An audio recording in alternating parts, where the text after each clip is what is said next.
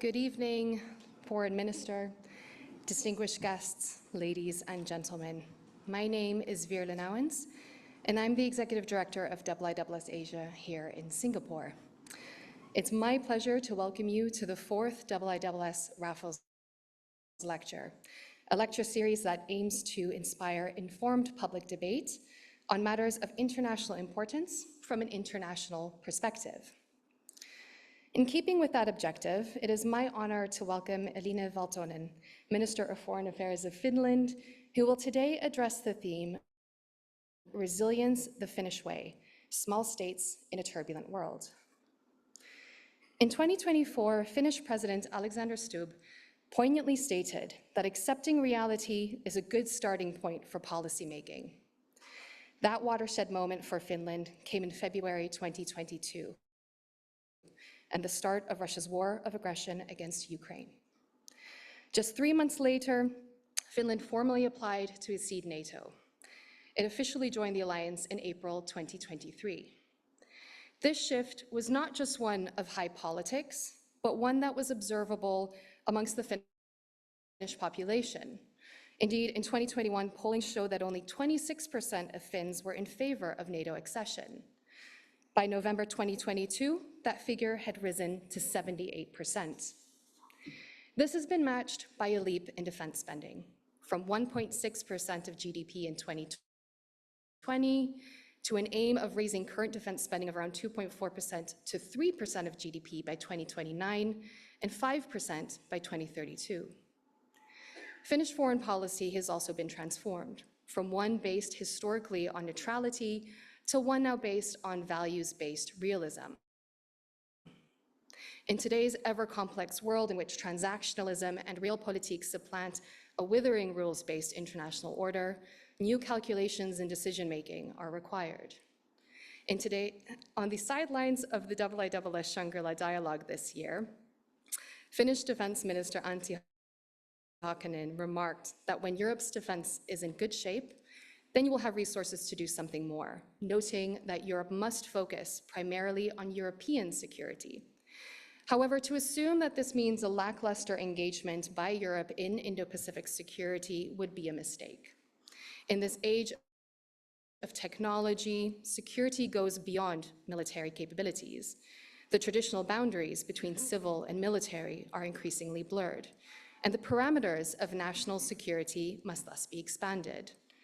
Hybrid threats in Europe have evolved in pace, scale, and sophistication. A recent study noted that of the examined 219 incidents of suspected Russian hybrid warfare in Europe since 2014, 86% took place since 2022, and 46% took place in 2024 alone. From physical and cyber attacks on critical infrastructure to information warfare and criminal convergence, the challenges are manifold. Attribution is also difficult, with these incidents calculated to linger in the twilight of deniability, as European Commission President Ursula von der Leyen noted earlier this month. Finland is no stranger to this. In 2017, the European Centre of Excellence for Countering Hybrid Threats was established in Helsinki to examine these threats and help shape European policy responses. Far earlier than this, and at the national level, Finland has over the past decades been refining and developing its comprehensive security model. This whole-of-nation approach to resilience offers an interesting example at a critical time, particularly for small states and including those in this region. Minister, over the next hour, we look forward to better understanding Finland's unique experience in and approach to building national resilience, the lessons it has learned along the way, and the role that Finland can play in the Indo-Pacific together with its partners in a time of global unpredictability. Minister Valtonen has had a distinguished career that spans both the public and the private sector. She was appointed Foreign Minister in June 2023 and is a fourth-term member of Parliament. She also holds the position of Deputy Chair of the National Coalition Party. Minister Valtonen started her career in the financial sector. Upon entering politics, the minister has held distinguished roles in, to my count, 12 committees and subcommittees in the Finnish Parliament, including the Defence Committee, Finance Committee, Grant Committee, and has also served as Vice Chair of the Foreign Affairs Committee. She served as a Deputy Minister of the Finnish delegation to the Council of Europe, has chaired the Finnish delegation to the NATO Parliamentary Assembly, and the Minister is also a published author.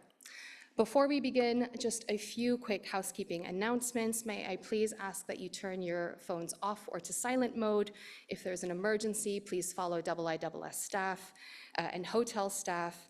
The Minister will speak for around 15 to 20 minutes, after which we will have around 20 minutes for Q&A. Both the lecture and the Q&A are on the record. Minister, we greatly look forward to your remarks today and the discussion that follow. Without further ado, the stage and the podium are yours. Thank you.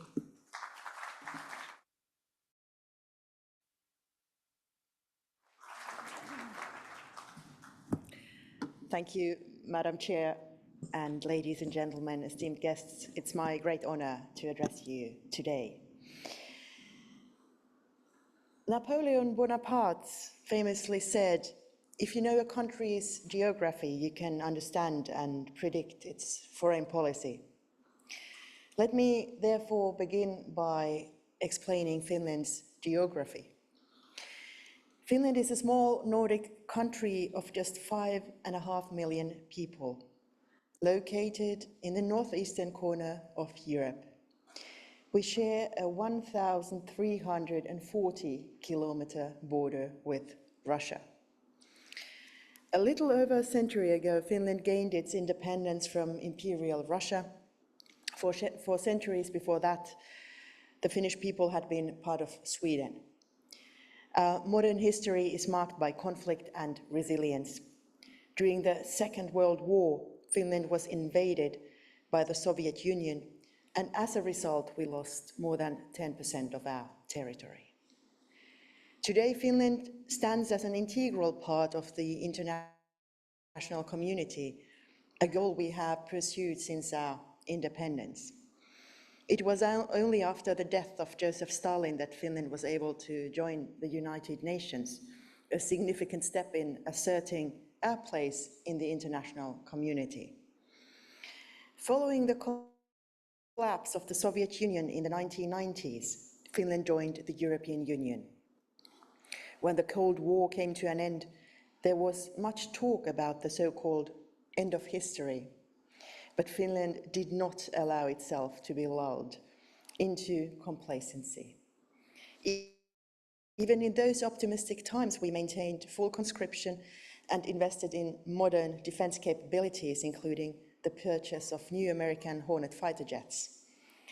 These were not merely technical military decisions, they were strategic choices to ensure that we would have the means to safeguard our independence and sovereignty. More recently, Russia's full-scale invasion of Ukraine dramatically altered the European security landscape. This stark reality compelled Finland to take yet another historic step, joining NATO to safeguard our security and contribute to collective defense and deterrence. In Finland, we have never had the luxury of letting our guard down. Esteemed guests, our security has never been built on military preparedness alone. In addition to investing in our security, we have made serious and sustained investments in our people.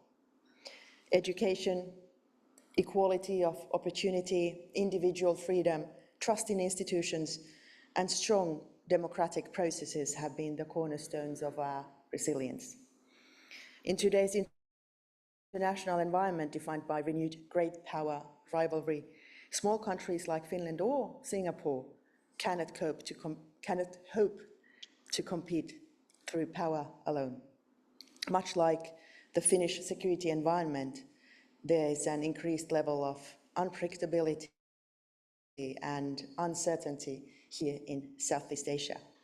Tensions in the South China Sea and the ongoing conflict in Myanmar continue to cast shadows across the region. Despite the thousands of kilometers that separate Finland and Singapore, nations are not as distant in spirit as the map might suggest. We are both small countries that have learned to thrive through the strength of our people. At the heart of both our societies lies a deep understanding.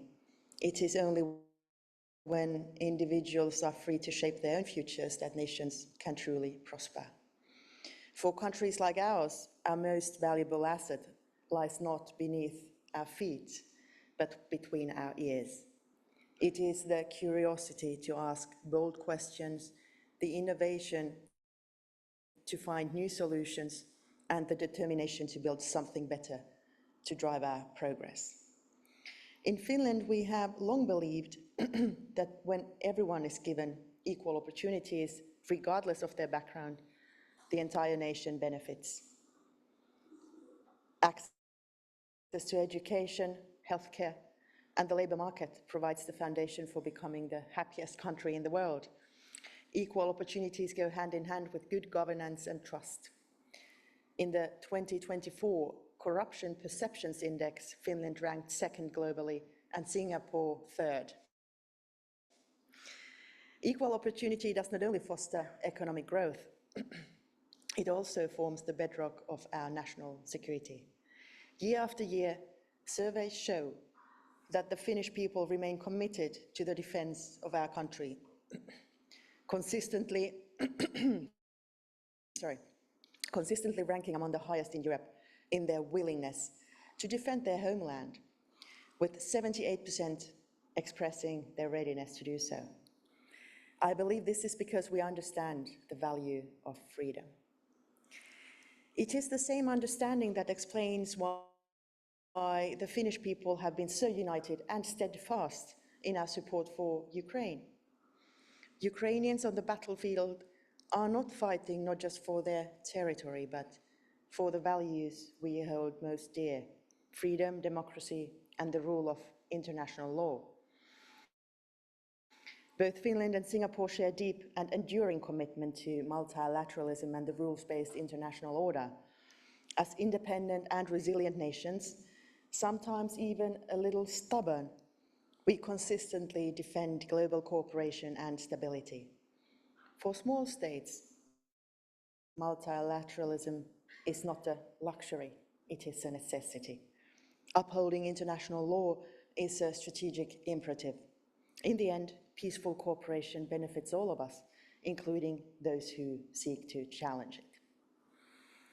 Esteemed guests, small states' economies are typically deeply dependent on international trade, requiring openness and adaptability. However, we have seen new fault lines emerging in both trade and security, which have only served to underline the importance of free trade. Both Finland and Singapore have embraced resilience and diversification as strategic tools. Finland's investments in clean energy research and digital governance, and Singapore's focus on water security, smart cities, and green infrastructure, just to name a few, are not just domestic priorities. They are part of a broader effort to enhance national preparedness, reduce dependencies, and strengthen global influence. Dear friends, as a former software engineer, I cannot let technological development go unmentioned. Earlier in my speech, I said that our greatest asset lies between our ears, the human mind. But even as we gather here today, we know that AI is accomplishing things that just a few years ago, or I should say just a few months ago, we could only dream of human minds achieving. This is not science fiction, it is our new reality. Sorry. AI will transform societies not in the distant future, but now, and in ways we cannot yet fully grasp. From healthcare diagnostics and autonomous transport to education solutions, AI presents tremendous opportunities. But opportunity always walks hand in hand with responsibility. In Finland, we have long believed in the power of innovation But we also believe in transparency, education, and inclusiveness. I commend Singapore's national AI strategy, which emphasizes the development of trusted human-centric AI and its responsible integration across society and the economy. It serves as a model of how innovation, guided by ethical principles and a focus on human well-being, can strengthen both national resilience and global leadership. It is proof that is not the size of the country, but rather the courage to look into the future that defines how we build our resilience. We have much to learn from Singapore.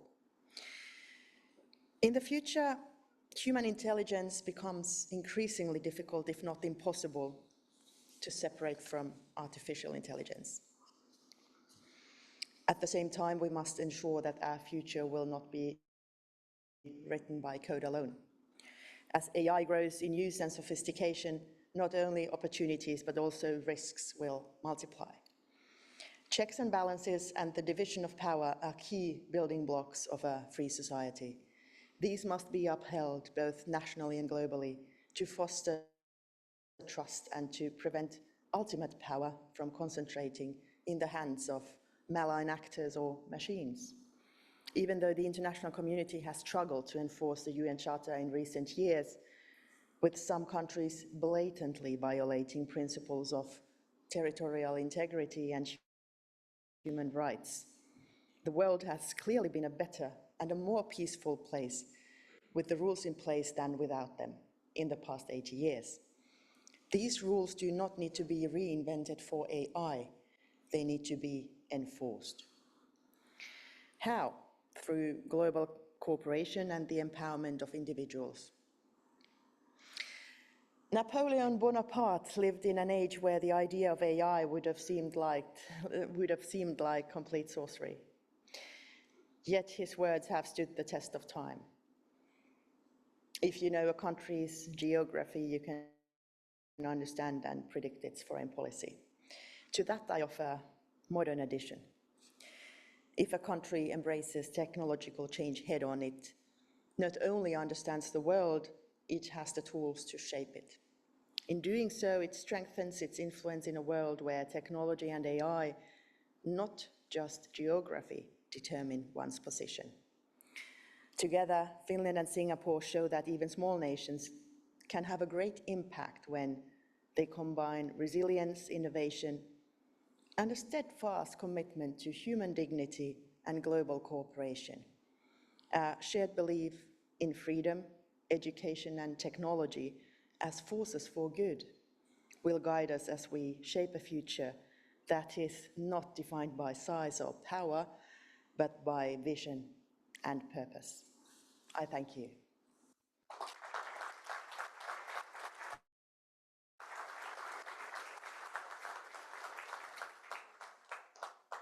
Move to a period of question and answers.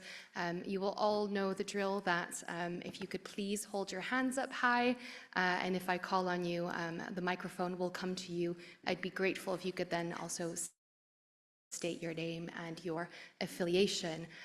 Minister, just to get us started, I wonder whether we could turn to a question that has been asked on our line from a virtual participant who asks whether, given the United States' rapprochement with Russia, whether you think it is prudent to perhaps engage in more dialogue with Russia at this moment in time, despite all the challenges that currently exist. Well, thank you so much for this question. First of all, there wasn't a lack of dialogue or understanding towards Russia before they started their full-scale invasion of Ukraine. On the very contrary, all of Europe was massively engaged in trade and also political dialogue with Russia. That Russia claims that they had been somehow, excluded or I don't know, that they had been challenged by someone, that's certainly not the truth. I should say that, yes, dialogue, of course, and diplomacy. I mean, if somebody wants to have a, peaceful world where diplomacy dominates and not military power, then it's certainly the likes of Finland and Singapore. But at a stage where a country is waging a brutal war of aggression against a neighboring state, it would be an illusion to think that only talking helps, because we certainly tried. Absolutely. We had another question sent in by one of our colleagues from the IISS, Antoine Levesque, who asked, or rather cited, that Finland's ambassador to New Delhi had recently spoken of the fact that innovation would be a key area for partnerships between Finland and India. However, he asks whether Finland is thinking about promoting these forms of dual-use technology co-development with Indian firms, which, of course, is a requirement and which would help India derive new technologies for also having genuine sovereign control over them. How does innovation fit within your partnerships in this region? You mean this region or in India, general? and then this region more broadly. Well, I must say that, and in this I can probably speak not just for Finland, but the most countries in Europe. We are increasingly engaging with like-minded countries around the world, and of course, a core value for us is also a transparent market economy, which allows for international trade and engagement. And certainly with countries like India and here in Southeast Asia, we are happy to engage even much more than what we have done before. And that's, of course, what I'm here for as well. It was a true honor for Finland to join the TAC of ASEAN, and we look forward to deepening our ties, and not only in the economic and technological space, which is already ongoing, but also very much so in the political space as well. Question from Veerle Singh from the IISS. Thanks, Veerle. Thank you for those remarks. I think it's particularly interesting to understand different approaches to the resilience efforts by small states. Earlier this year, Singapore made a notable shift in attributing a cyber incident that was ongoing in the country.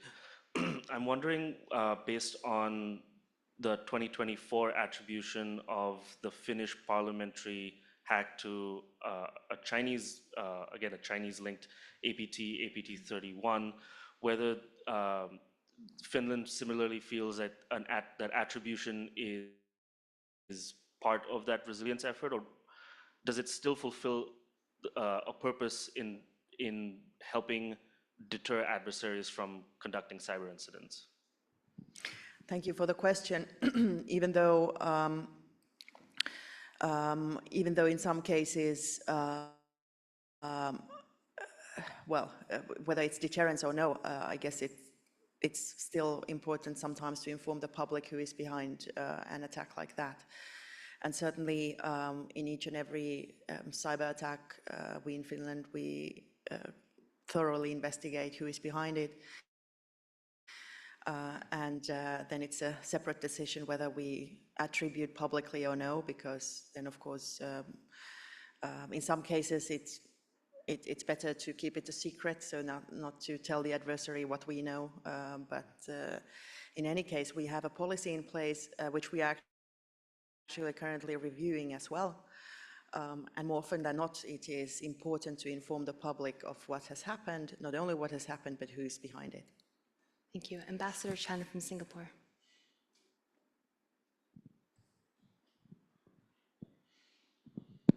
Thank you. Welcome to Singapore, Minister.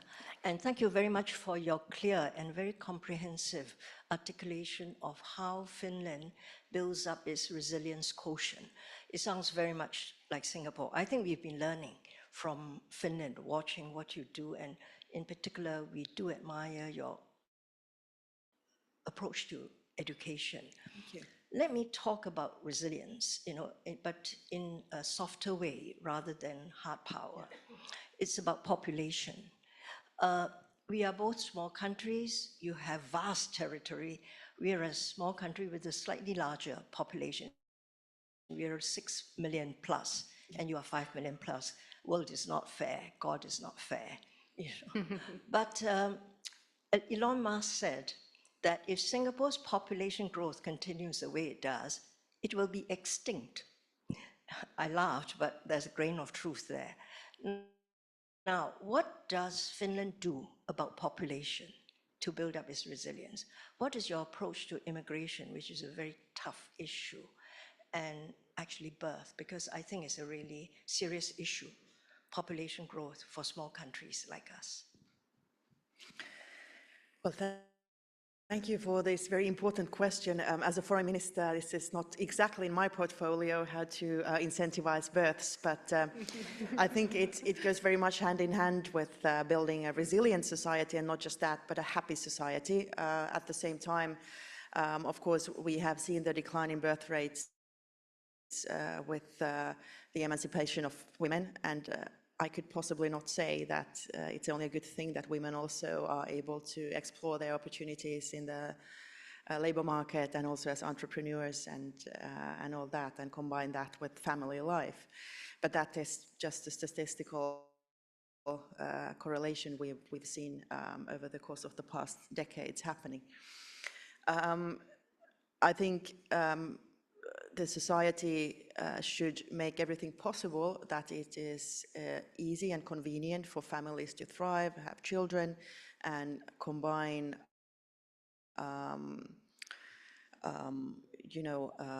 parenting with also the ability to build a career. At the same time, there's so much you can do, and certainly I'm perhaps not in the camp that I would be somehow more regulating such personal decisions of families and people. What comes to migration, yeah, we have been attracting a lot of migration over the course of the past years, and specifically targeted towards specific working sectors, specific industries, and also towards education. And of course, we do have some humanitarian migration as well, but it's actually quite minor, also in comparison to the rest of Europe. And we still do that, but it's like, I don't know, 10% even less of the total migration. It's actually much less than 10%, I think it's 5%. So yeah, the population is aging in Finland, so I think it's a good policy. And also, I think philosophically, if there's a person around the world who wants to come to the happiest country in the world and be part of that spirit and build his or her company and family in Finland, then of course, welcome. Thank you. Yes, the lady in the beige jackets. Maureen de Roy, the Executive Forum. Thank you very much for that very good overview of Finland. The resolve and the resilience is clear in a country like Finland, or in a country like Estonia. You're now part of the United Nations, but also of NATO. No matter how resilient, if you don't have the rest of NATO behind you, it's still going to be very hard if the threat becomes reality and Russia goes further. Any opinion on how the resolve is of NATO and of Europe, for that matter, to support Ukraine and smaller countries that would potentially be next? Well, let us make the clear distinction that Ukraine is not a member in NATO, so therefore there's still quite a big difference. Having said that, I think well, in so many ways, Ukraine is not only fighting for itself, but also for the rest of Europe, and I should say for the free world in general, and well, I guess for international law. 80 years ago, when the UN was formed, the world agreed that there were certain principles that had to be respected, such as the inviolability of borders, territorial integrity of nations, and the right to be sovereign. in the sense that you wouldn't have to, live with foreign interference in your country's politics, for instance, and also, very importantly, human rights. And what is happening in Ukraine now, from the side of Russia, it is a blatant violation of all of these principles. And therefore, this is not only a Ukrainian issue, and this certainly is neither just a European issue, because if we accept that by using force, you are able to grab territory, for instance, if we accept it there, then probably we accept it everywhere. And while probably everyone in this room, and certainly myself, I wish for the war to end as soon as possible, it also makes a difference on what terms this war ends. So again, of course, it will be the case for Ukraine to decide on which terms a peace happens, if there was even a negotiation, because like we see, there is no will from the side of Russia to engage in serious conversations about it, let alone engage in a ceasefire, which has been on the table for 6 months now, at least. It's a sovereign decision of Ukraine, but if, for the rest of us from the outside, as convenient it might be to say, why don't you just, let's just, give in a little bit, that we have peace. Well, first of all, again, that would be like tearing apart the UN Charter with global implications. And the second thing is, I claim that such a peace wouldn't even last in the hands of Russia. Right, question back there, Big Tran. Thanks, Veerle.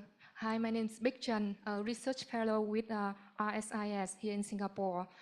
So before I ask my question, I just want to share that I have a friend who's studying in Finland now, and she said that after extensive research, she decided to go there because your government gives a lot of support to her husband also. So I think that's a very good policy to attract immigrants. And my question is that recently the Singaporean government decided to share classified cyber threat intelligence to critical sectors. So I wonder whether your government also has like similar practice, and if not yet, do you intend to do so? Thank you. I'm not sure if I got the question. So the Singaporean government decided to give classified information on cyber threats. Yeah. Mm-hmm. Thank you for the very good question. Yeah, well, I think this relates a lot to this question about attribution as well. So in many cases, it's advisable to keep the public informed about what's happening to the extent only possible, and as well as only possible, so that people understand what's going on. At the same time, in some specific cases, it is not advisable to give out classified information if that can be used by the adversary to exploit some other weaknesses also. But I'm sure you didn't mean that. So certainly I'm definitely in favor of doing that, because at the end of the day, and especially for small countries like ourselves, like I said in my speech, the more educated and the more, on top of things our people are, the better for the long term, because I believe very much in empowering people to innovate and this, I would say, crowdsourcing of ideas as well, how to best tackle certain issues, because that's how innovation grows. So in that regard, I'm definitely in that camp. And now that I'm talking, I remembered I didn't precisely answer the question on NATO of the previous question. I claim that NATO is stronger today than it's ever been, not only because Finland and Sweden joined with significant military capabilities. I mean, Finland alone, with the 5.5 million population, we have one of the strongest armies in Europe, and not only in relative size, but in absolute terms, because, again, our geography is no news to us. We know that Russia from time to time tends to be imperial in its thinking, and they like to exploit weakness. So if they see that, somebody has really strong defense and deterrence, then they wouldn't even try. So that's what we've done even before we joined NATO. That's for one. Second thing is, In the last summit, NATO summit last July or June, whatever that was last summer in The Hague, we agreed that each and every member in NATO would raise their defense spending to 5%. And let me emphasize, NATO is a defensive alliance.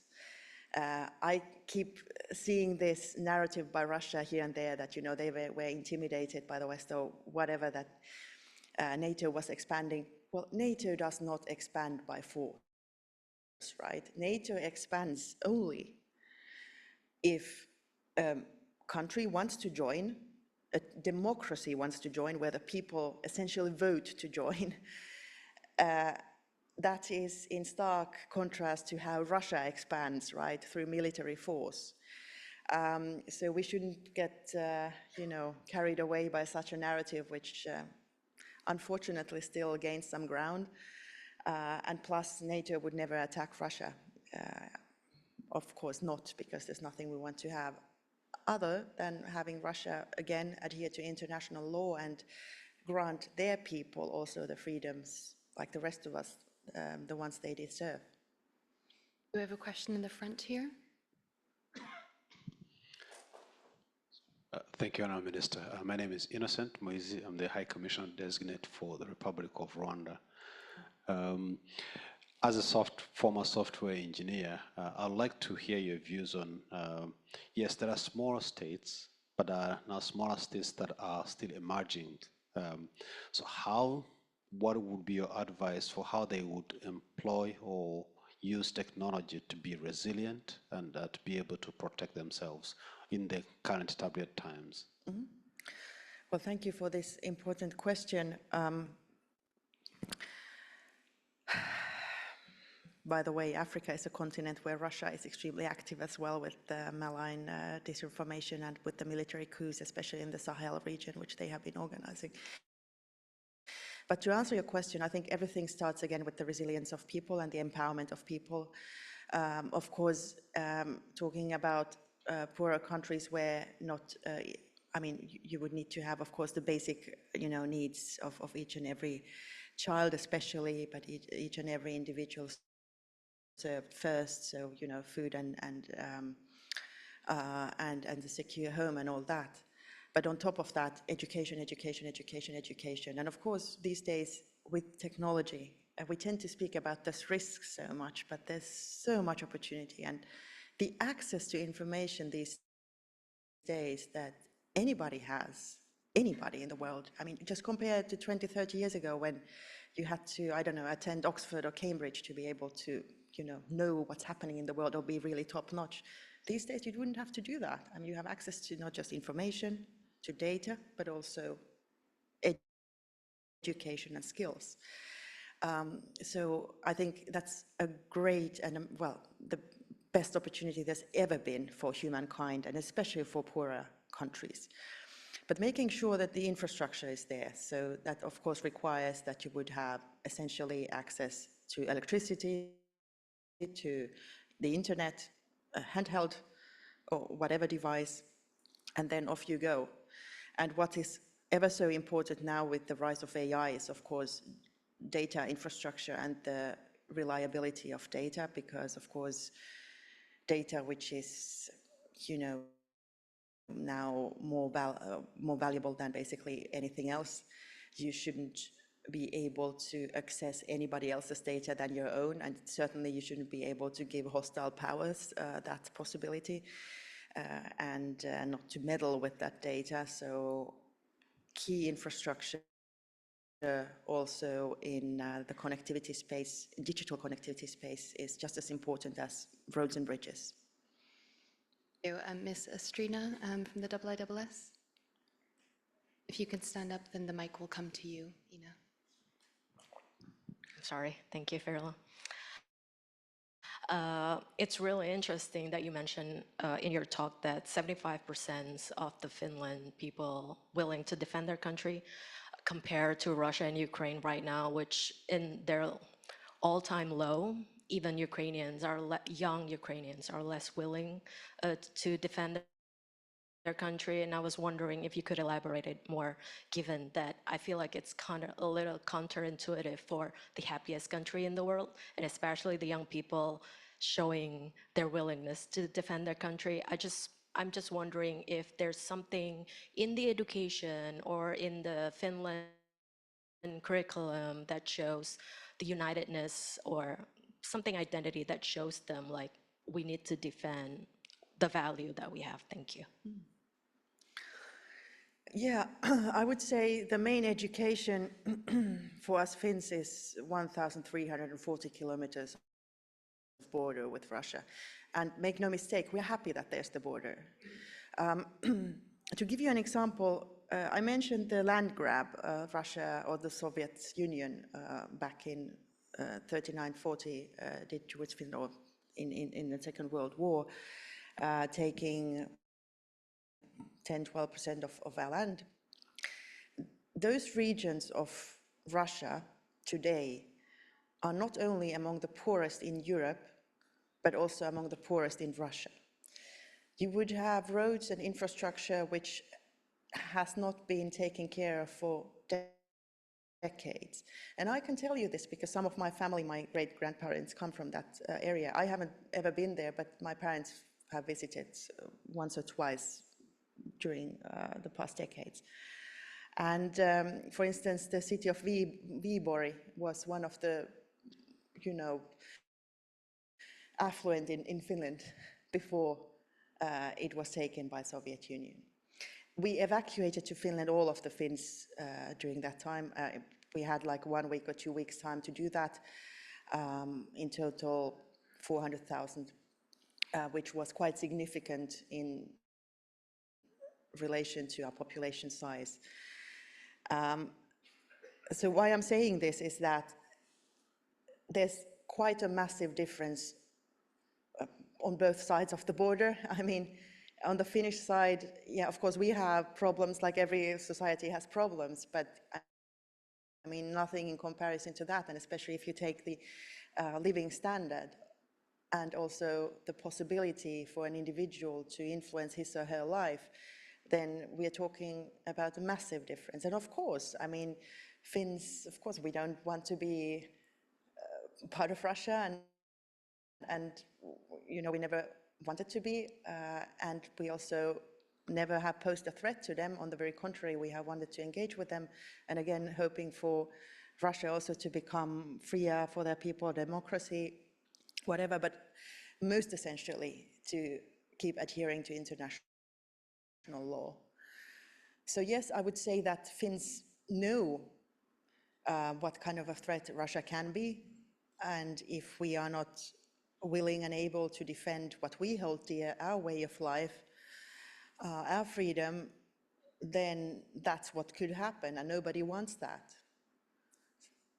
And it's not like in a curriculum, but also, of course, we have a conscription-based army. I mean, of course, that applies to all males. Women can participate on a voluntary basis if they want. Of course, that's the backbone of the resilience, because even though, and we hope we never will see war again, but each and every generation learns what can happen, not just during a war, but a crisis situation, and what your specific task is in that. That gives you also the security to know that, we are not helpless.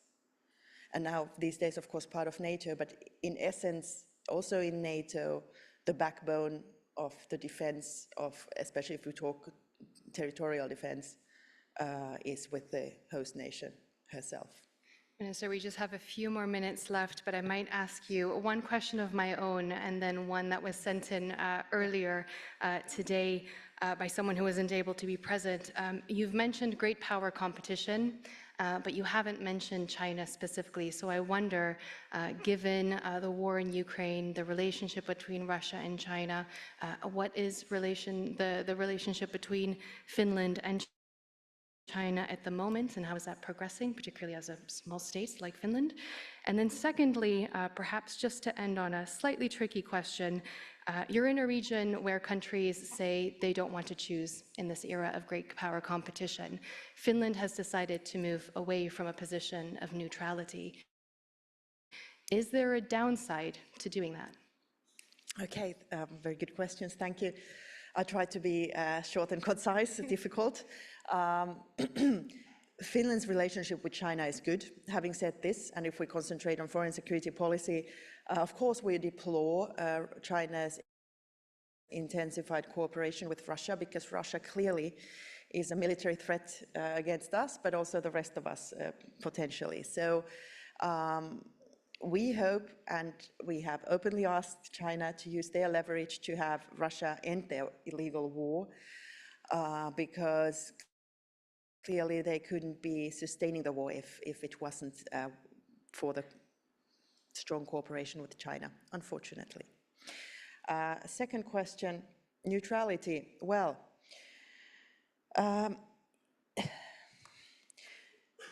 if you look at Finland's geographic position, again, 5.5 million people against a much, much bigger neighbor, neutrality, and this, again, this is a little bit different from Sweden, who is close, you know, sisters and brothers just close by, because they don't have the border with Russia. We do.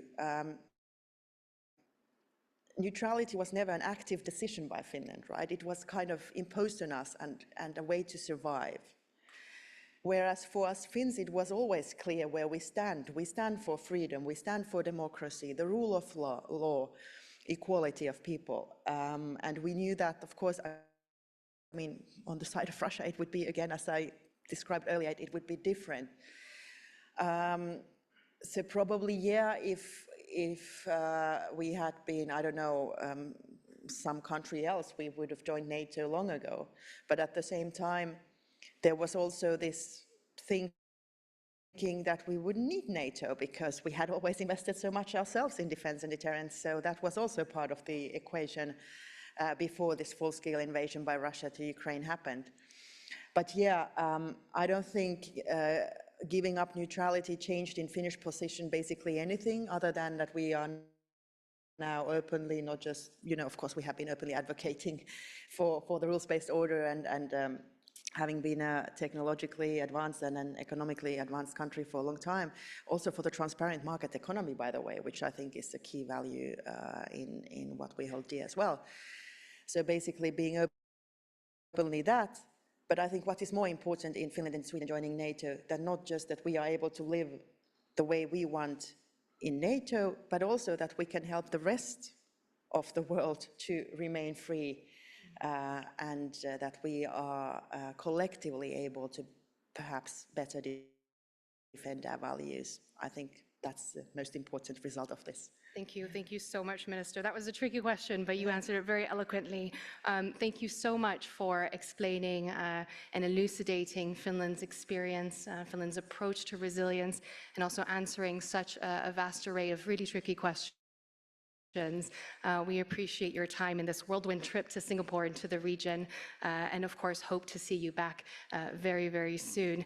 I would be remiss to not mention that in 2026, the IISS will, and the government of Sweden, will organize a new forum on civil defense in Stockholm, and for that, of course, we look forward to Finland's engagement, Finland's sharing of its experience of civil defense.